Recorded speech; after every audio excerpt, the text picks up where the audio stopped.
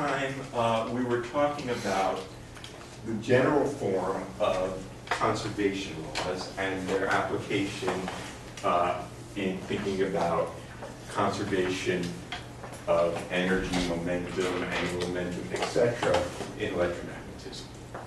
So one can formulate a general form of conservation law as a continuity equation, which says that whatever the local density of stuff there is changing because of flow of that stuff to or from the point, and that flow is related to the divergence of the flux density of that stuff. And if in addition that stuff can be locally created or destroyed, then there can be a source term. So in the context of conservation of charge, this was zero, since charge is neither created nor destroyed, in which case the conservation law took the form of just the flow. But in general, if we have whatever that stuff is, can be created or destroyed, it's transferred from one form to another, then we would have a source term there. So in particular, we were looking at the problem of thinking about momentum in electromagnetism. And if momentum is changing, well, we have a force on the sources. So the rate of change of momentum on the sources is related to the force on the sources, which is the Lorentz force. And if we want to think about that momentum as conserved, if momentum is increasing, the charges are gaining momentum, then they get that momentum from the field. So that the total momentum of source plus field, or charges plus field, is the total rate of change is zero. So that allows us to interpret then the integrand here as the rate at which momentum is destroyed by the field and put into the sources, or if we put a minus sign there, it's the rate at which momentum is transferred from the source to the fields per unit volume locally at some point in space and time. And from this, with a little manipulation, we wrote down the so-called Maxwell stress tensor, which we interpret as the flux density of momentum. Okay? That is, and it's a tensor because there's two kinds of arrows we care about, the direction of the momentum and the direction of the flow. When we had a scalar quantity, then the flow of a scalar is a vector. The flow of a vector is a rank 2 tensor. And so one could, in principle, express, as we did, the Lorentz force law as a, equivalently as a local pressure. Remember that flux density of momentum is momentum per unit time per unit area, and that's force per unit area, which is pressure. So stress and pressure are related. Those of you who read the colloquium last Friday heard all about stress tensors of flows of the magma and so forth. It's the same, continuum mechanics. So from Maxwell's equations, given this expression for the rate of creation, we can manipulate the expressions by relating the local sources to the curls and divergences of the field, and with some manipulation, actually doing it right with all the minus signs correct, this is the answer, okay? And what this expression is of the form of a general conservation law, where minus the stress tensor is the rate at which momentum is flowing from the sources to the field per unit area. It's a flow to the field. And G here is equal to the Poynting vector over c squared, is thus interpreted as the amount of momentum carried by the electromagnetic field per unit volume. So we're probably familiar from our previous studies with the idea that electric and magnetic fields carry energy. We talk often about the energy density in the field. E squared, B squared, but maybe epsilon naughts and mu naughts if you prefer. But maybe you're less familiar with the idea classically that the electromagnetic fields carry momentum as well. It's at some level a bookkeeping. If we want to think about energy and momentum as being conserved, if we do work, then that energy is stored somewhere, it's stored in the field. If momentum of the charges decreases, where did it go? It went into the field. But of course, now we give those fields, they have sort of an element of physical reality. They are objects, especially when we think about them as quantized degrees of freedom, then we're used to thinking about the photons as having energy and momentum. But it's a concept that precedes quantum mechanics. It's a classical field construct.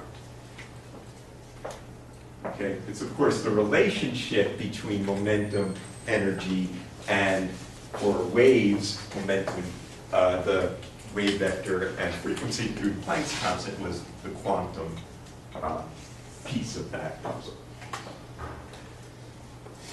All right. Finally, we can also say, we can talk about angular momentum, and we'll just write down the answer, which follows directly here. So the torque on charges, well, the charge, if the source is located at some position x, it would be equal to the integral locally x crossed into the force, which is the force per unit volume.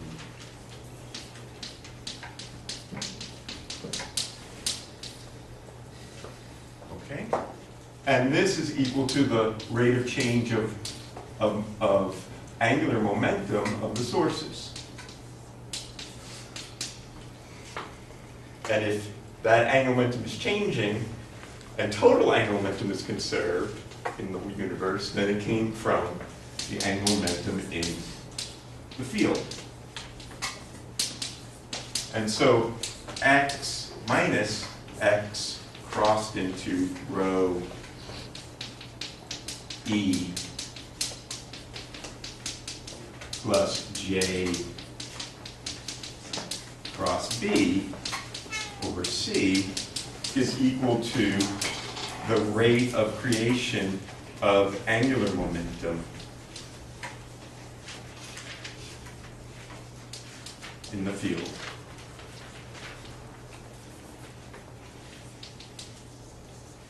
Per unit volume.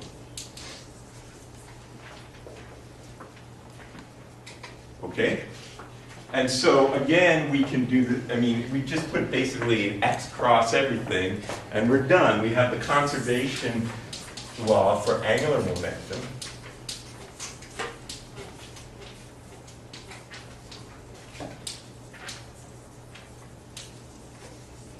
Says that d by dt, x cross g, plus the divergence, play around with this a little bit,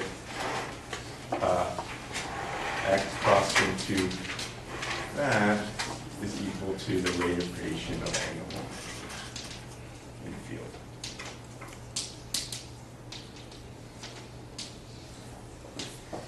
So, this quantity, x crossed into g, equals x crossed into e at x, the function of time, crossed into b, over 4 pi c is equal to the angular momentum density in the field.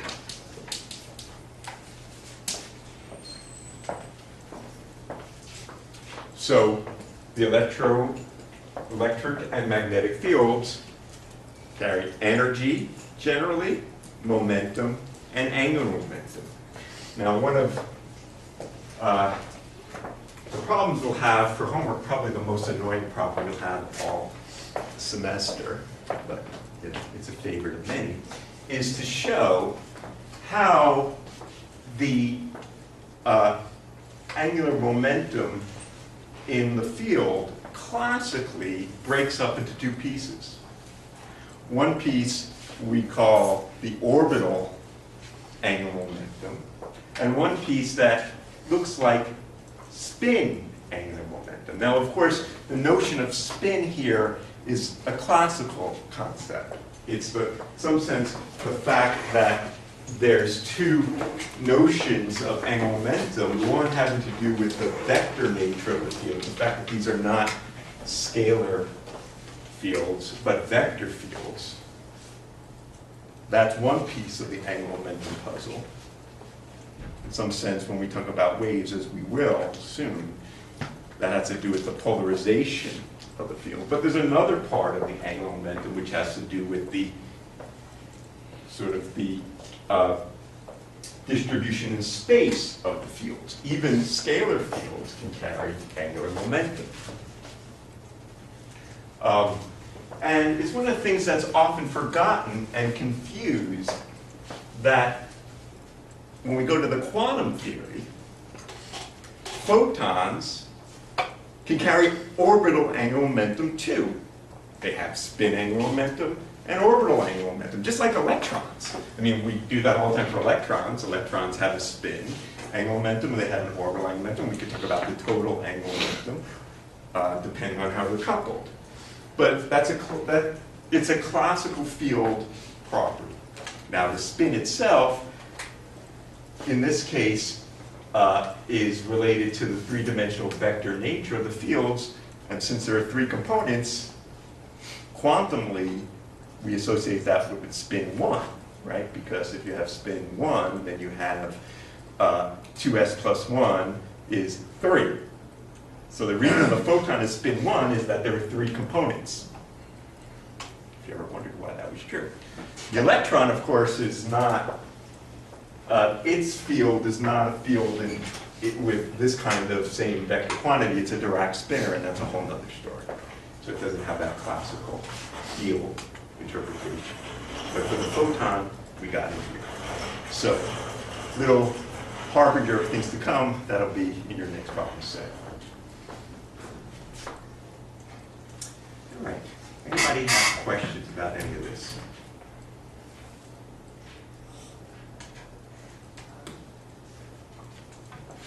All right. Well, we'll be having lots of fun with this in the current problem set.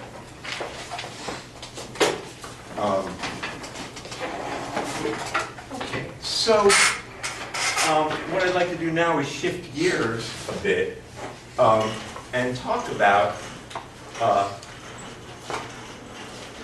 the wave solutions to Maxwell's equations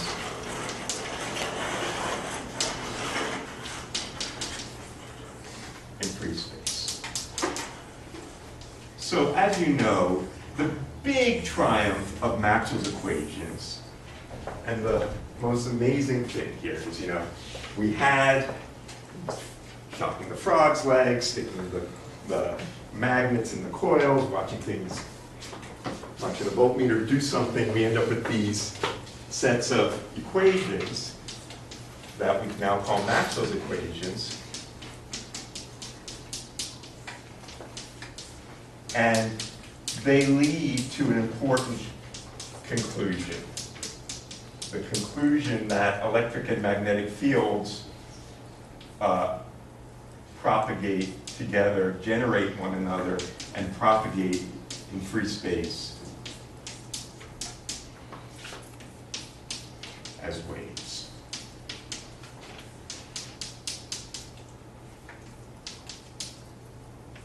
So we start with Maxwell's equations. When we have free space, what we mean is in the absence of sources,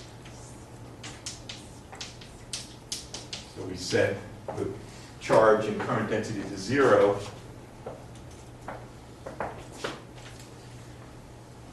So in free space.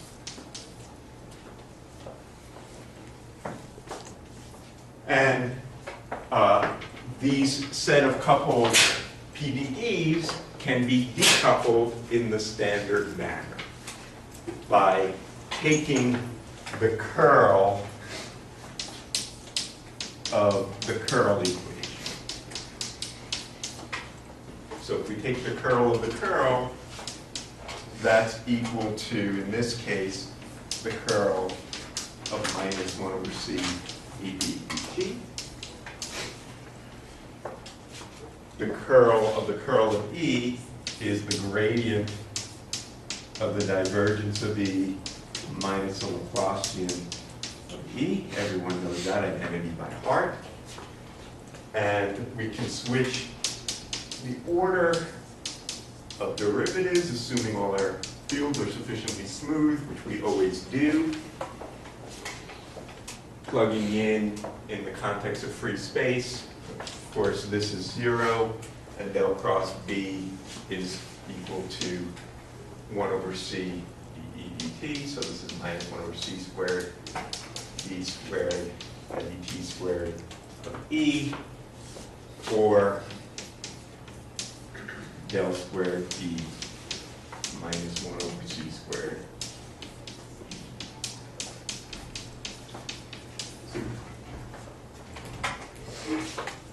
Okay, and that the similar thing follows if you take the curl of B, you get the same equation for B.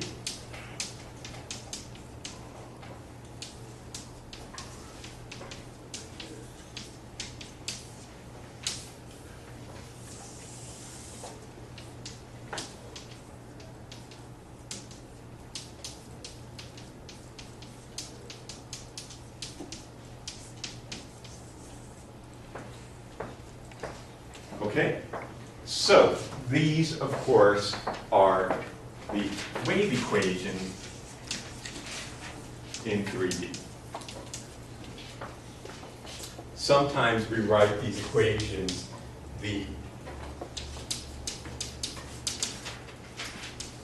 sometimes you'll see the operator del squared minus 1 over c squared e by dt squared as box. It's the del m del g. So sometimes you'll see the wave equation written in box d equals 0 and box. It's a notation that's kind of fallen out of favor, but you'll see it sometimes. Just like the upside triangle is the del, the box is this operator. Okay? All right, so this is the wave equation. We know that you studied previously, electric and magnetic fields propagate in free space as waves propagating at the speed of light. Now, so I want to spend today just reminding you of some of the very basic properties of the solutions to this. Okay. Now, one thing we have to keep in mind here is that we decoupled these equations. And so, written this way, it seems that there are independently 6 equations, one for Ex, one for Ey, one for Ez, one for Bx, one for By, and one for Bz. But in fact, that of course is not true. The electric and magnetic fields, so what we see is E and B propagate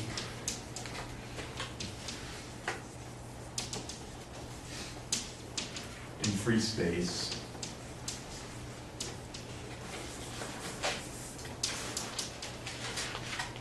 as waves, but E and B are constrained. So they're not an arbitrary kind of wave, but there's very specific properties of these waves that are constrained by Maxwell's equations. Okay? So in particular, we have del dot E equals 0 and del dot B equals 0. That's an important constraint in free space. Moreover, E and B are related to one another. Because if I'm given B, then it must be that E satisfies this equation. And if we have E, then B satisfies this equation. So E and B are related to one another according to Maxwell's equations. And that puts constraints on the nature of the fields.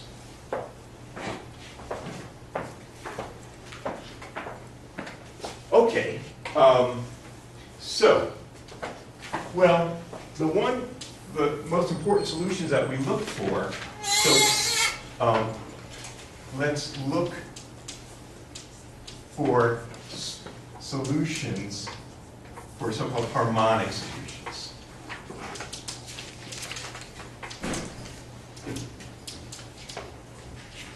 What I mean by that is fields that oscillate in time with angular frequency omega. Okay? So to do that, the most general form we can write down of a field that has this harmonic time dependence is to express the field as a function of times to make the ansatz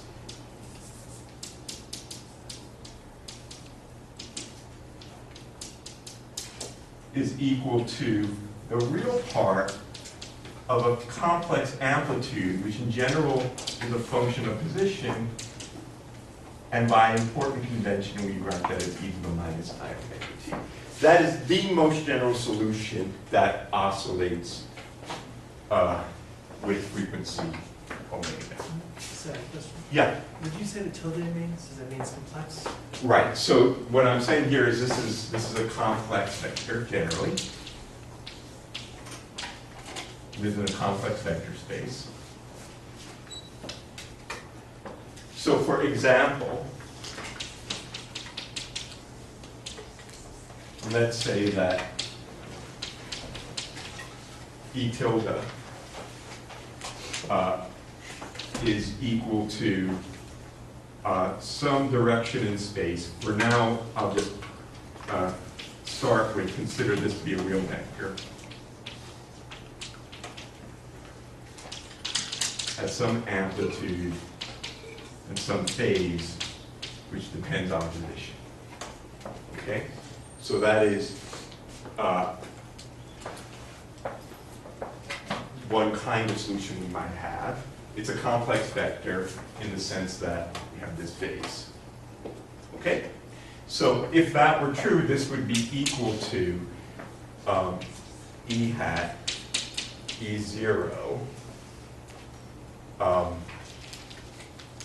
times the real part of e to the I 5x minus omega t, which is equal to E hat E naught cosine of the phase x, which is minus omega t, which is equal to E hat E0 cos phi cos omega t minus E0 or plus cosine cosine. Yeah.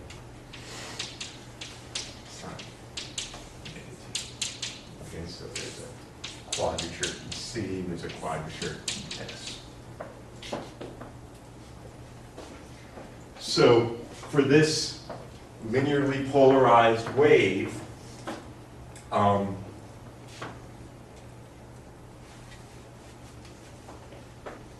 this should be as a function of x.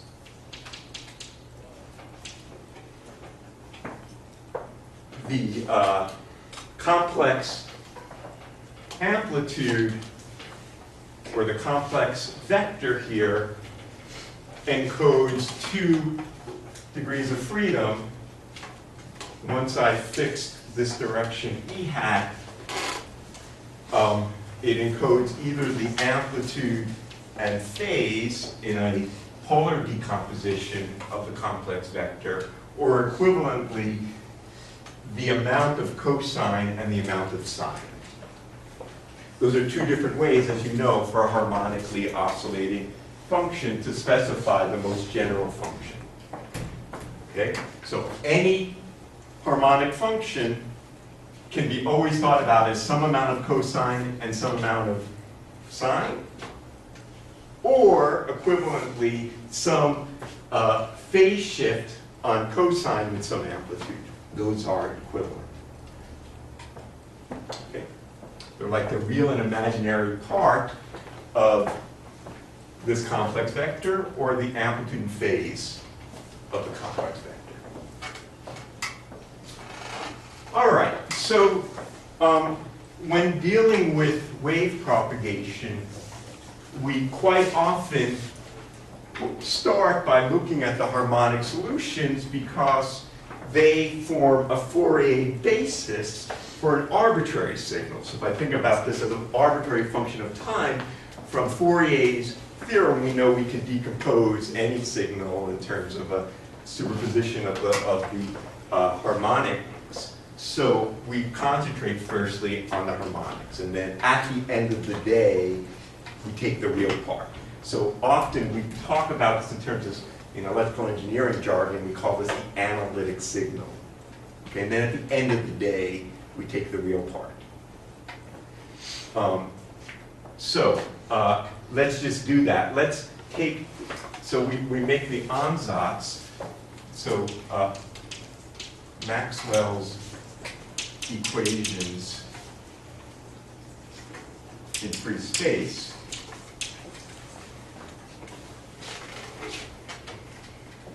for harmonic functions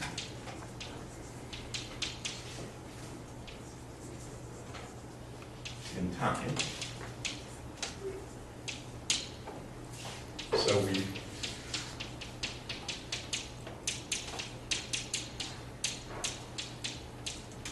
So now, I'll keep this in here for the moment.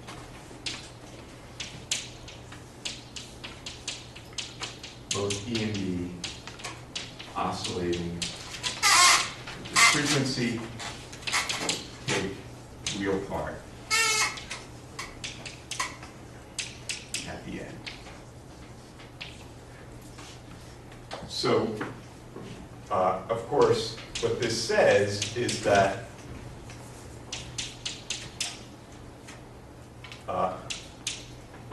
with this harmonic dependence, the effect of d by dt is multiplication by minus I omega.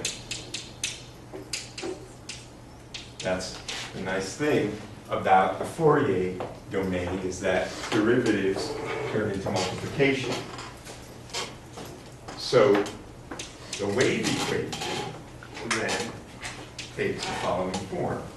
We have d by dt squared is I squared is minus 1, so that becomes plus omega squared over c squared t equals 0, and the same equation for v, for the complex amplitude.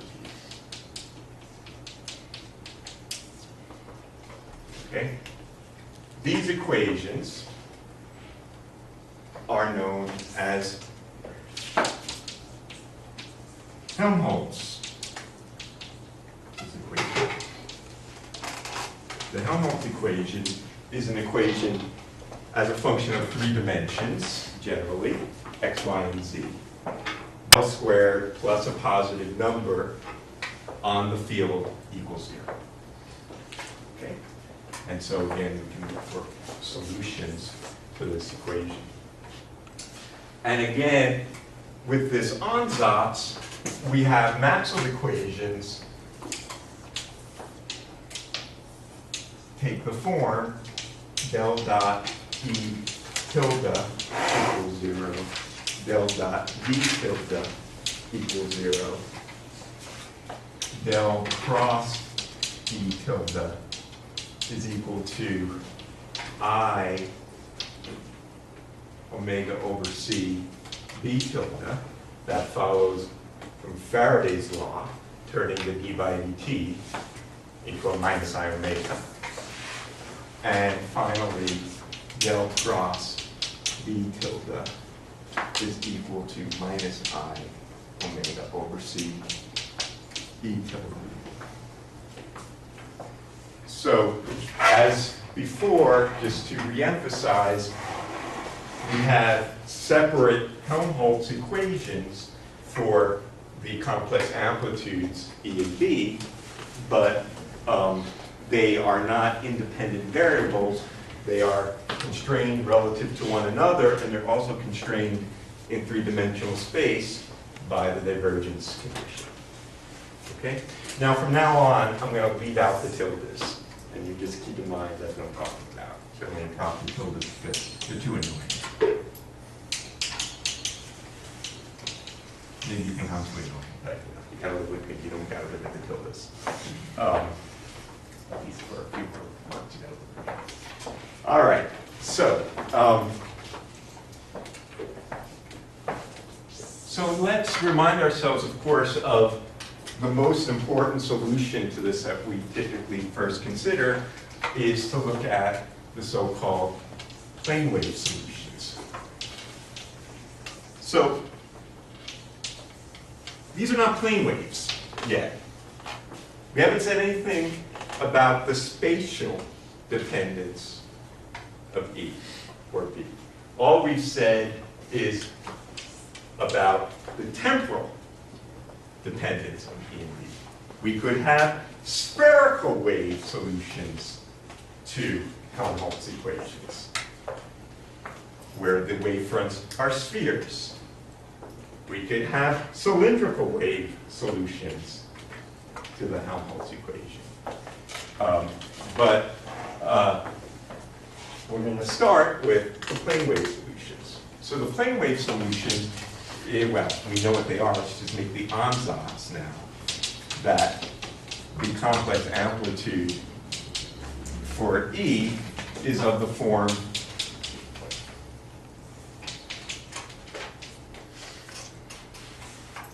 some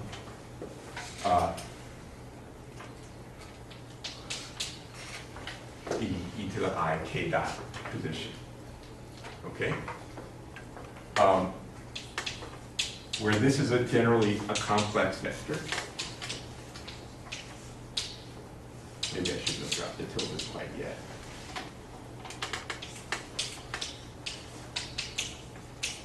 B has the same form.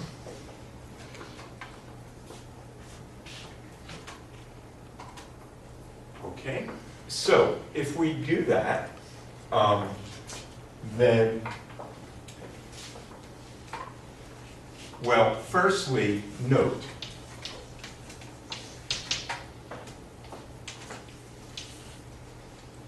the gradient acting on this scalar function is what?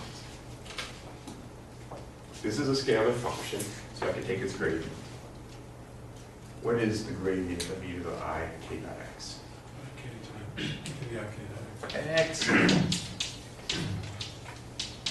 Again,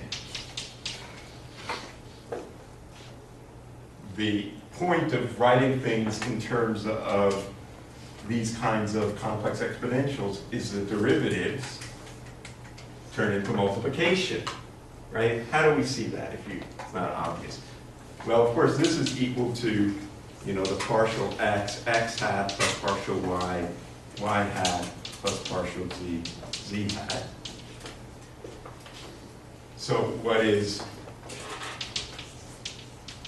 the partial with respect to x of e to the I k dot x? Well, that's equal to partial x of e to the I case of x, x plus case of y, y plus case of z, z. And the partial with respect to x is I case of x back to the exponential. So that's the x component of this. I replace d by dx by I kx. Replace d by dy by I ky. Replace d by dz by I kz. And the suspense is killing me, but that gives me the vector. All right? Don't forget that. Waste your time doing this. Okay, so what that says is when we have the plane wave solutions, well, we already replaced d by dt. Every time we saw d by dt, we replace it by minus I omega. Wherever we receive the del operator operating on the thing, we can replace it by I times the k vector. And thus, the plane wave solution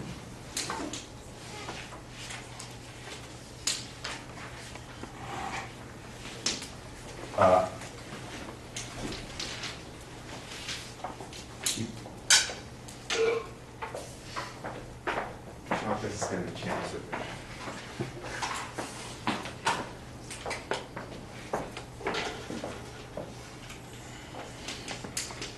K dot x minus omega t,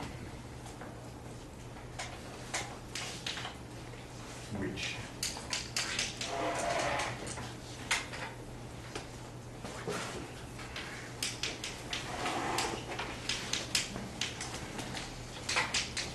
could be some arbitrary phase, because I've written here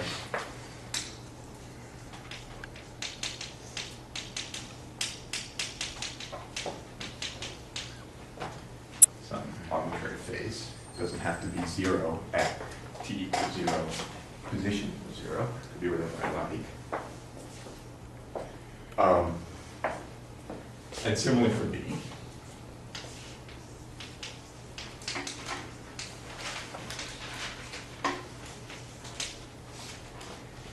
And if we plug that in to the Helmholtz equation, we started with the Helmholtz equation.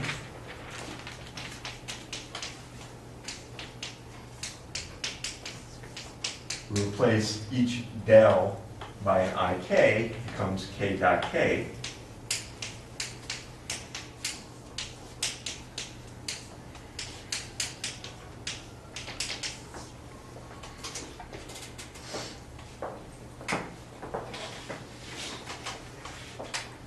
Right? Del squared is del dot del, which gets replaced by ik dot into ik. And so this is a solution for an arbitrary amplitude if and only if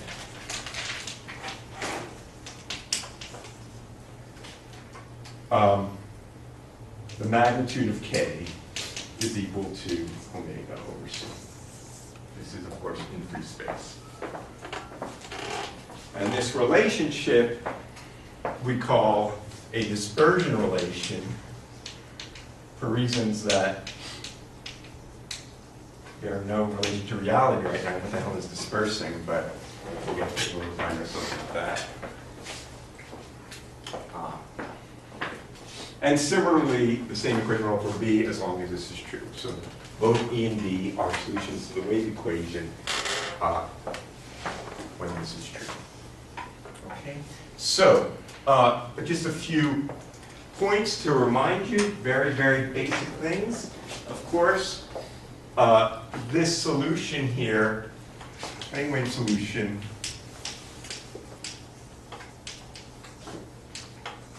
is periodic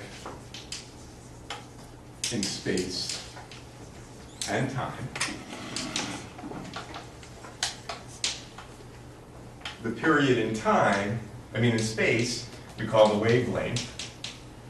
So when this is equal to 2 pi, I get to 1 period, which tells us that the period in space is 2 pi over k, wavelength.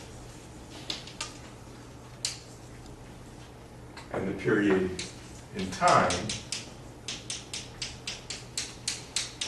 is 2 pi over omega, or 1 over nu.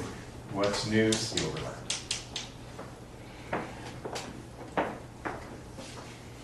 Okay?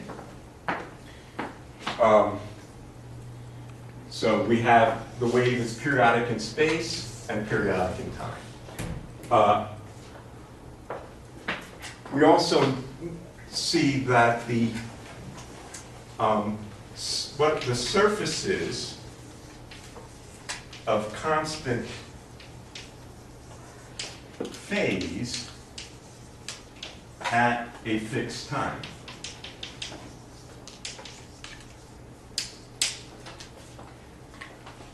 So if I look at this function, it has a phase which is a function of position and time, right?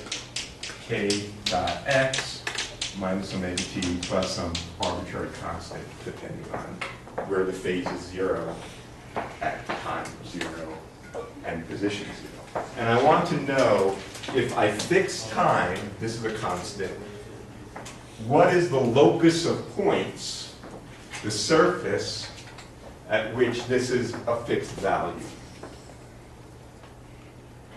Well, if we can look at that, we can see if I have a plane, if this is k, then for an arbitrary, this is the origin,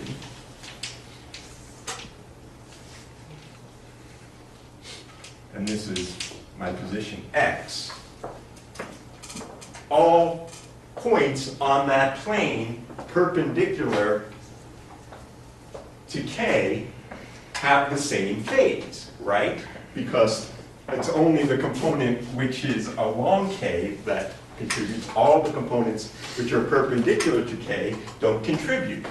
So all points on the plane perpendicular to k have the same phase.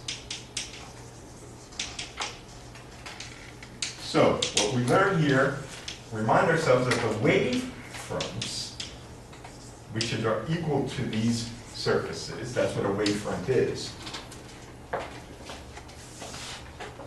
A surface of constant phase, the wavefronts are planes.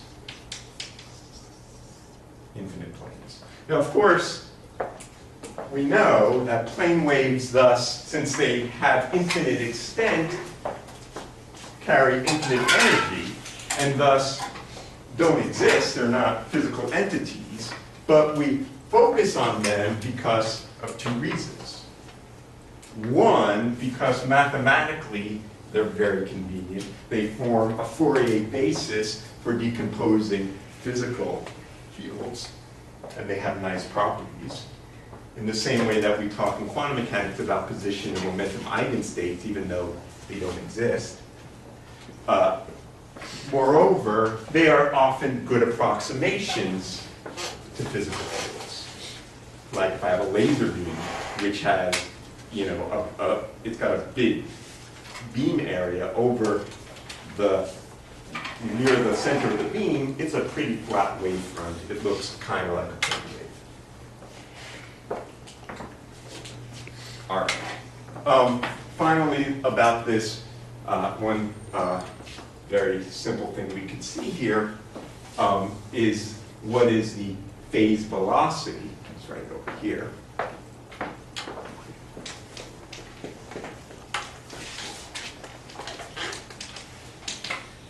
So if I look at the rate of change with time of the phase as a function of time, well, that's the partial of this function plus, if I'm moving in space, v dot.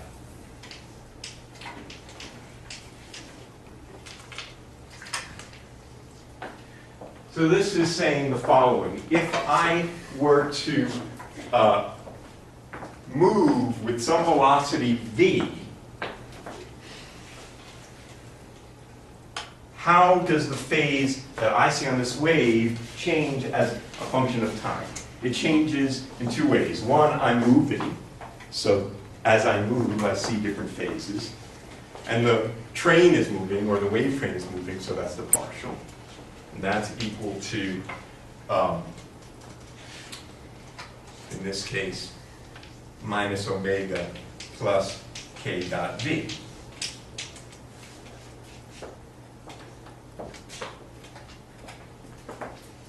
And if I want this, the phase, if I want to keep up with the phase, the question is what velocity do I have to move at such that, looking out my peripheral vision, I see the same phase at every time. So I want this to be 0, and then this is equal to the phase velocity.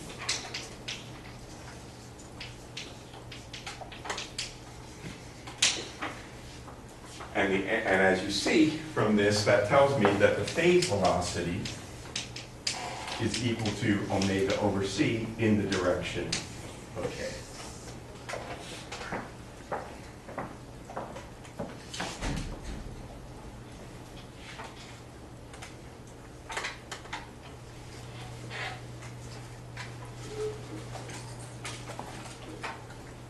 Sorry if that's not correct. I'm saying omega over k, which is equal to c in the direction of k. Okay, so we know what we have here in a plane wave is a set of planes that are separated by the wavelength lambda that are propagating in the direction of k with the speed of light.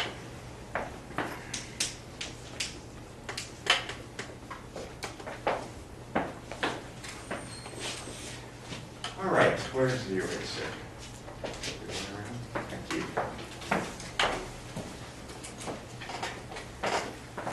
Now, moreover, we quickly see from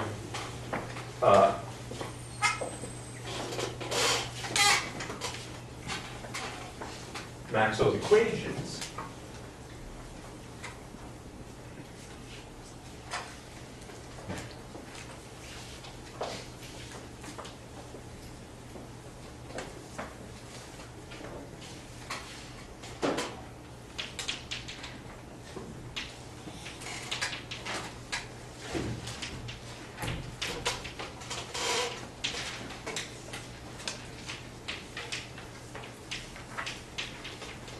del cross, that's, which one do I want to go with here?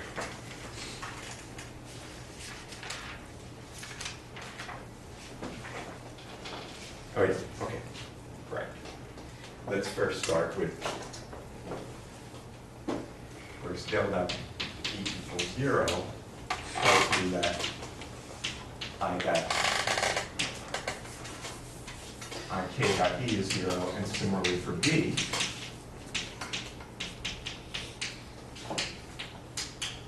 plane wave, which says that k is perpendicular to E and k is perpendicular to B. Follows directly from this condition.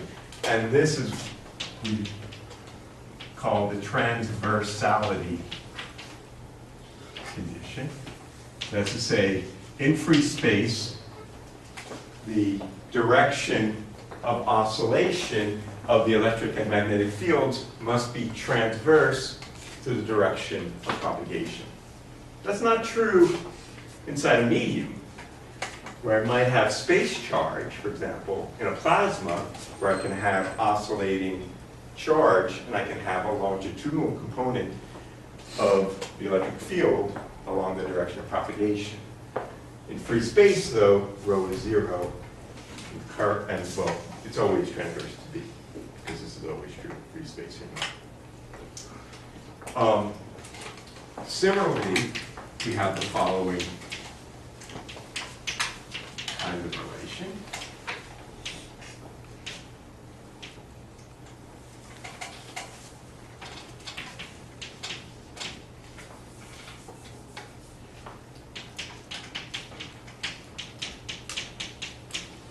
So, one thing that's important here is that regardless, if I have a harmonic wave, the complex amplitude of B is related to the complex amplitude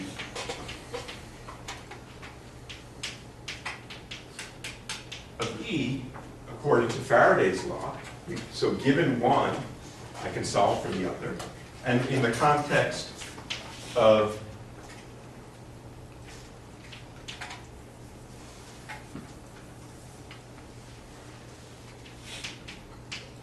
a plane wave,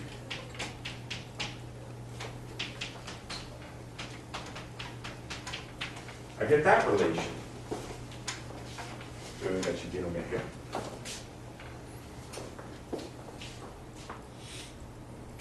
Right? So, and similarly, we have E is equal to K cross B. K hat cross B. Something went wrong. What did I do wrong?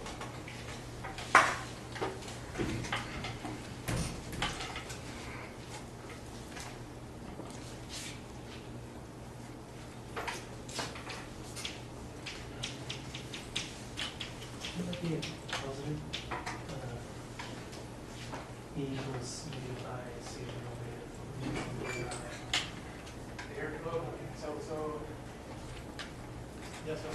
Yes, thank you.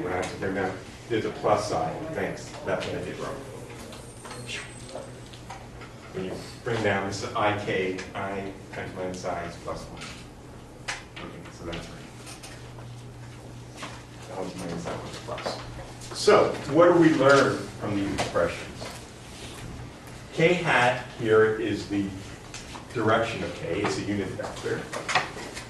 So, what we see here is the magnitude of B is equal to the magnitude of K hat times the magnitude of B, which is equal to the magnitude of E.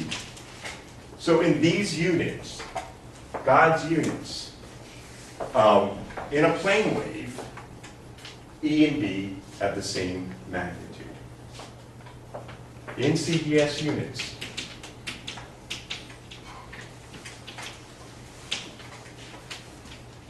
for a plane wave,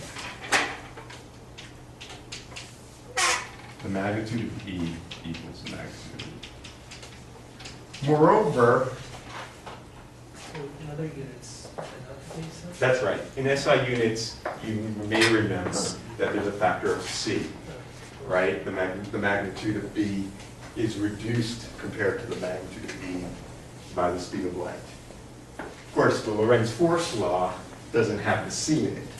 The force is still much less because in CGS you have a V over C. Take into account there.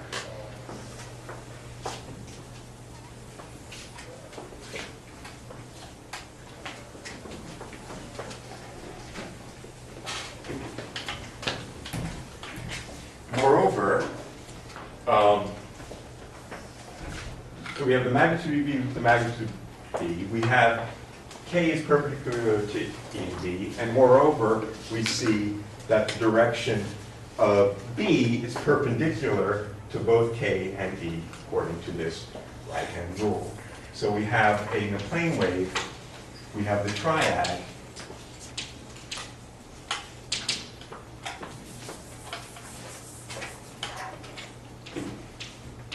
E, B, K. That is to say, the direction of E cross B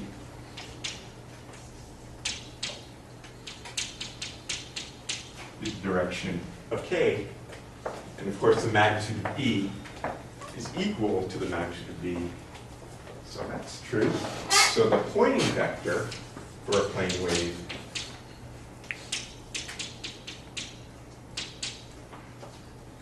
is equal to C E squared over 4 pi. So the direction of propagation, remember the pointing vector, which is equal to C over 4 pi E cross B,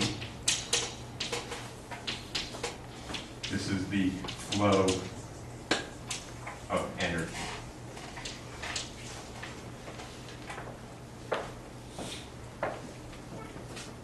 And the direction of flow in a plane wave is in the direction of propagation. All right, very trivial stuff just to remind you of. These relations should just be right there at the tip of your brain.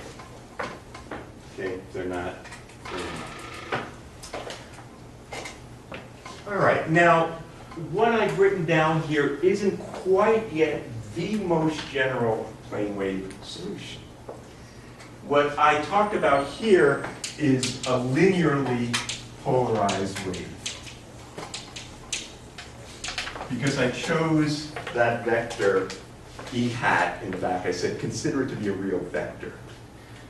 And so what we had here was at some fixed point in time,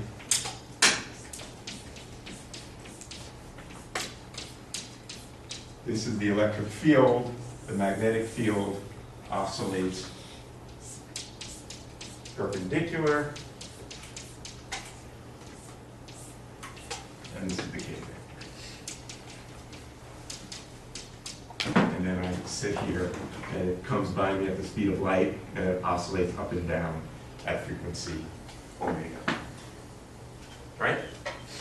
Now, what I want to just remind you of is the most general solution will have generally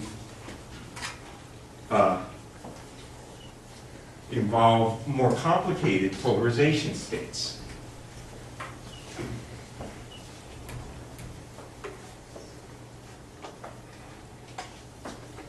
So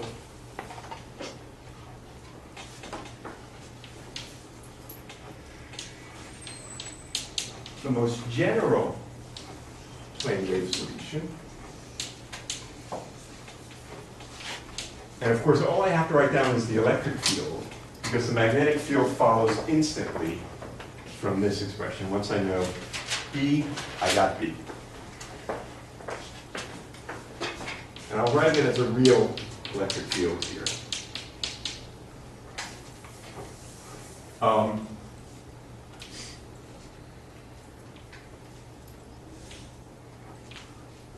write it in the following manner.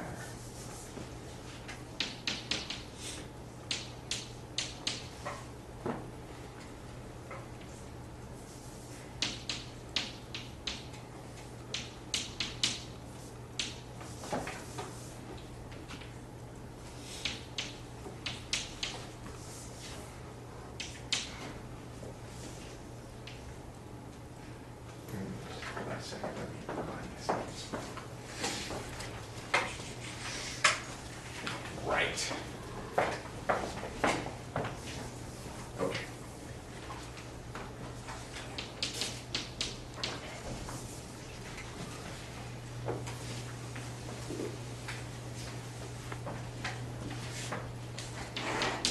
All right, so the point is the following. The wave, we said, must be have the electric field vector perpendicular to the K vector. However, in the plane, there are two directions perpendicular to K, which I am calling A and B. So here we are. Here's the plane. Here's the K vector perpendicular to the plane. And I can choose any two vectors that span the plane, and they're possible plane wave solutions.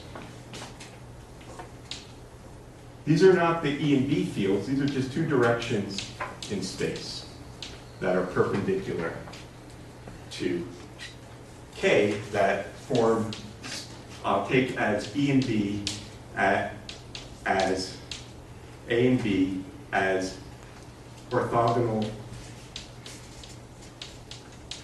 unit vectors that span the plane. So These are vectors which are perpendicular to k and perpendicular to one another. For example, if k had were the z direction, these could be the x and y vectors. Everyone agree? This is the most general electric field I can have. Okay? So if I rewrite this, I can rewrite this in the complex form in the following way. It's the real part of E hat E sub A e to the I phi sub A plus E sub B, electric field sub B. Erase all this junk.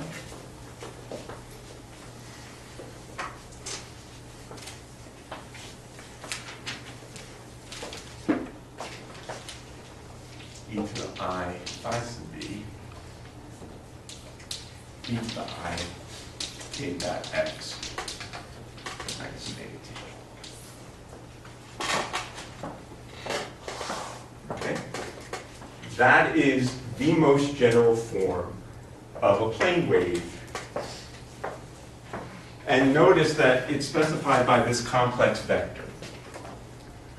Okay? So this is a complex vector. Amplitude.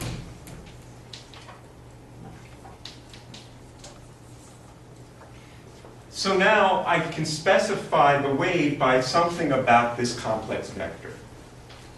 That specifies the nature of this plane wave. And this lives in a complex vector space. It's a vector space with complex coefficients. Okay? So, the way we typically do that is the following. I'm going to define E naught to be the square root of EA squared plus EB squared.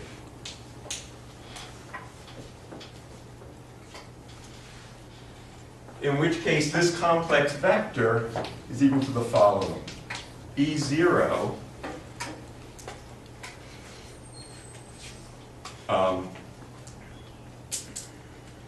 alpha E sub A plus beta E sub B,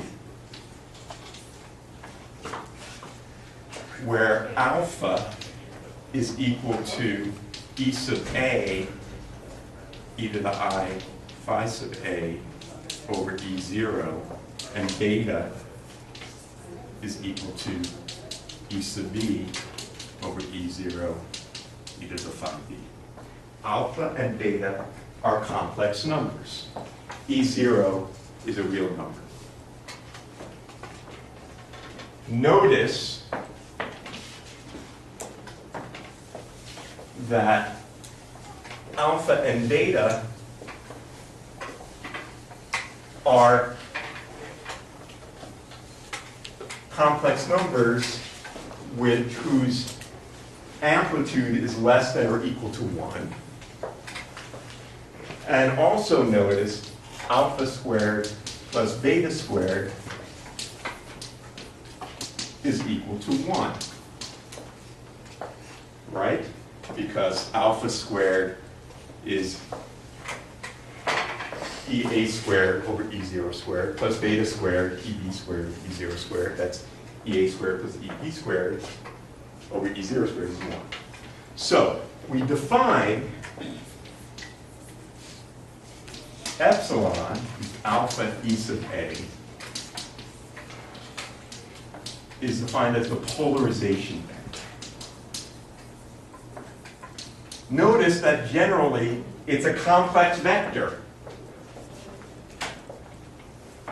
So I have written here my electric field as E0 times the complex polarization vector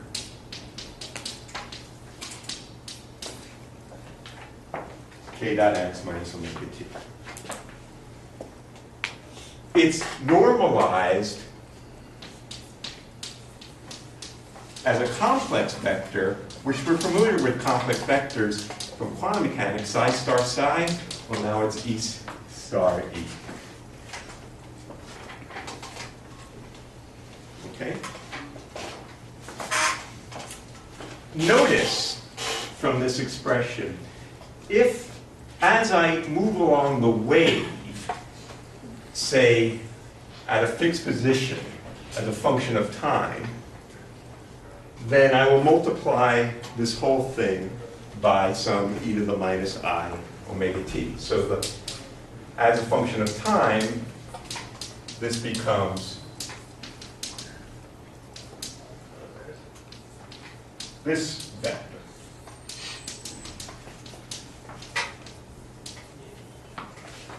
Right? Multiplying that whole thing by e to the minus I omega t.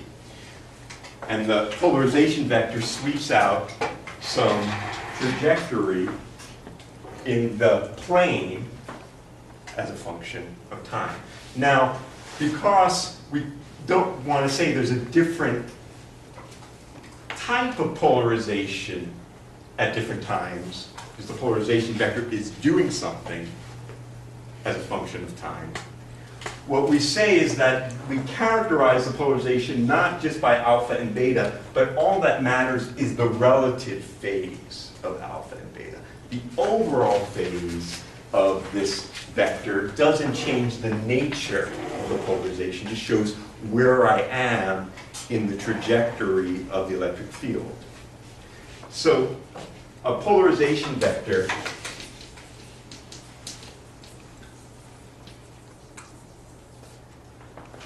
type, which I'll explain what these types are, remind you that, depends only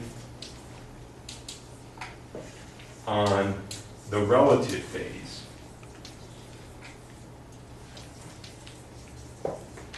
of the complex numbers alpha and beta. So I might more generally write this as sort of a new polarization vector, factoring out the relative phase between them.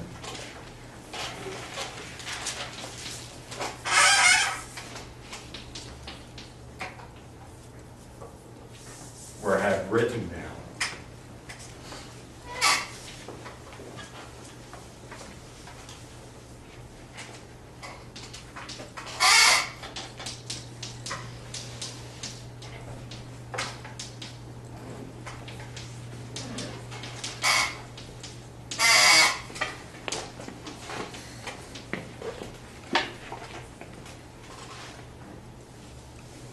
so what I have done is I factored out the phase, sorry, that doesn't look right, this is right, e to the phi I phi a. Let's factor out that phase, not the b phase. Shouldn't it not be a vector on the E? Correct, yes, thank you.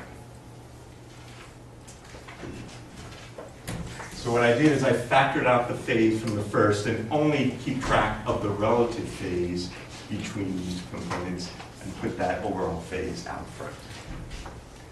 Okay, so now the polarization vector is specified by the relative amplitudes of these guys and the relative phase. Now actually, if it's normalized, there's really there's another constraint, which is that alpha squared plus beta squared is 1.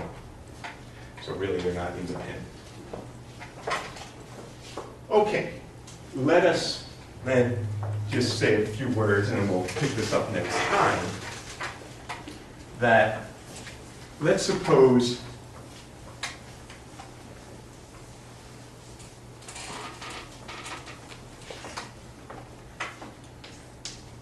that the relative phase is a multiple of pi. In which case,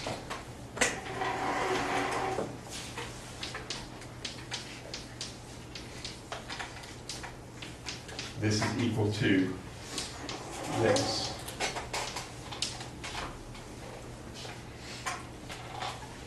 okay? This is a real vector.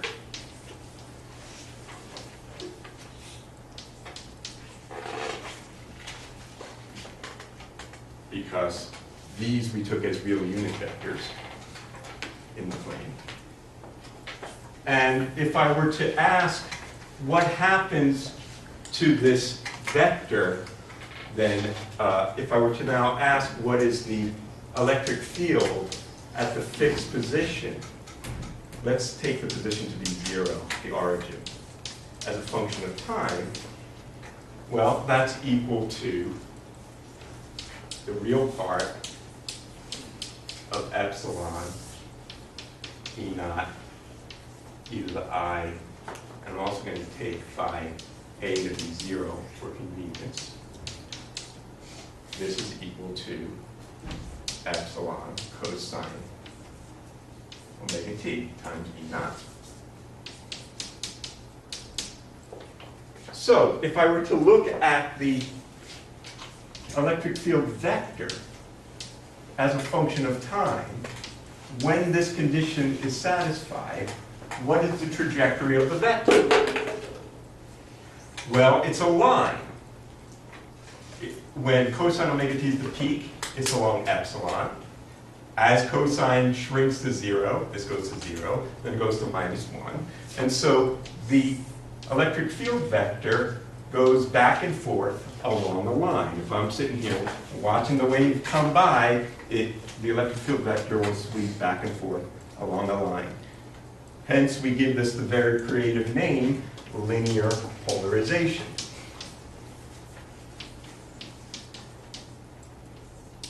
And the angle that this makes with respect to the A and B axes depends on the relative ratio of these. So theta here is plus or minus the arctangent of beta over alpha.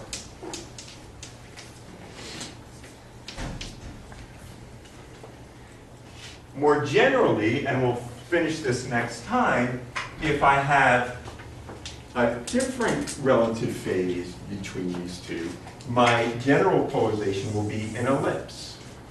So the general trajectory that's swept out by the electric field vector as a function of time, when I'm fixed in space, will be an ellipse. It's a circle when this is a half-minute integer of pi over 2, that is to say pi over 2, 3 pi over 2, etc. And more general, it's an ellipse, and the major and minor axes and how they're oriented depend on complicated geometry. All right? Very good. So, review your plane waves. We'll pick up the polarization bit next time. We were talking about the general form of conservation laws and their application in thinking about conservation of energy, momentum, angular momentum, etc. in electromagnetism. So one can formulate a general form of conservation law as a continuity equation, which says that whatever the local density of stuff there is changing because of flow of that stuff to or from the point, and that flow is related to the divergence of the flux density of that stuff. And if in addition that stuff can be locally created or destroyed, then there can be a source term. So in the context of conservation of charge, this was 0, since charge is neither created nor destroyed, in which case the conservation law took the form of just the flow. But in general, if we have whatever that stuff is, can be created or destroyed, is transferred from one form to another, then we would have a source term there. So in particular, we were looking at quantized degrees of freedom. Then we're used to thinking about the photons as having energy and momentum. but it's a concept that precedes quantum mechanics. It's a classical field construct. Okay, it's of course the relationship between momentum, energy, and for waves, momentum, the wave vector and frequency through Planck's constant was the quantum piece of that puzzle. All right. Finally, we can also say, we can talk about angular momentum, and we'll just write down the answer, which follows directly here. So the torque on charges, well, the charge, if the source is located at some position x, it would be equal to the integral locally x crossed into the force, which is the force per unit volume.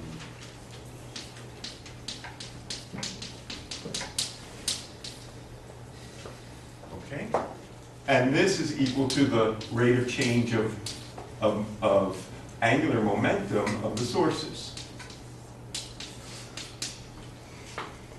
And if that angular momentum, the problem of thinking about momentum in electromagnetism. And if momentum is changing, well, we have a force on the sources.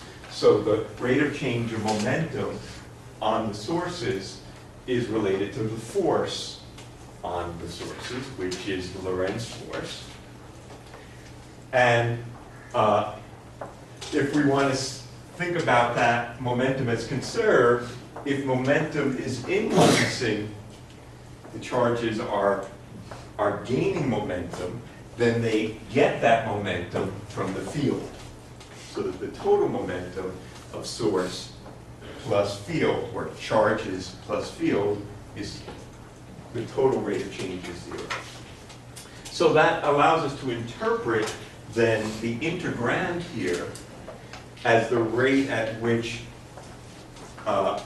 momentum is destroyed by the field and put into the sources, or if we put a minus sign there, it's the rate at which momentum is transferred from the source to the fields per unit volume locally at some point in space and time. And from this, with a little manipulation, we wrote down the so-called Maxwell stress tensor, which we interpret as the flux density of momentum. Okay? That is, and it's a tensor because there's two kinds of arrows we care about, the direction of the momentum and the direction of the flow. When we had a scalar quantity, then the flow of a scalar is a vector. The flow of a vector is a rank 2 tensor. And so one could, in principle, express, as we did, the Lorentz force law as a equivalently as a local pressure. Remember that flux density of momentum is momentum per unit time per unit area, and that's force per unit area, which is pressure. So stress and pressure are related. Those of you who read the colloquium last Friday heard all about stress tensors of flows of the magma and so forth. It's the same, continuum mechanics. So from Maxwell's equations, given this expression for the rate of creation, we can manipulate the expressions by relating the local sources to the curls and divergences of the field, and with some manipulation, actually doing it right with all the minus signs correct. This is the answer, okay? And what this expression is of the form of a general conservation law, where minus the stress tensor is the rate at which momentum is flowing from the sources to the field. per unit area. It's a flow to the field. And G here is equal to the Poynting vector over c squared, is thus interpreted as the amount of momentum carried by the electromagnetic field per unit volume. So we're probably familiar from our previous studies with the idea that electric and magnetic fields carry energy. We talk often about the energy density in the field. E squared is B squared, but maybe epsilon naught in UMass if you prefer. But maybe you're less familiar with the idea classically that the electromagnetic fields carry momentum as well. It's at some level a bookkeeping. If we want to think about energy and momentum as being conserved, if we do work, then that energy is stored somewhere, it's stored in the field. If momentum of the charges decreases, where did it go? It went into the field. But of course, now we, give those fields, they have sort of an element of physical reality. They are objects, especially when we think about them as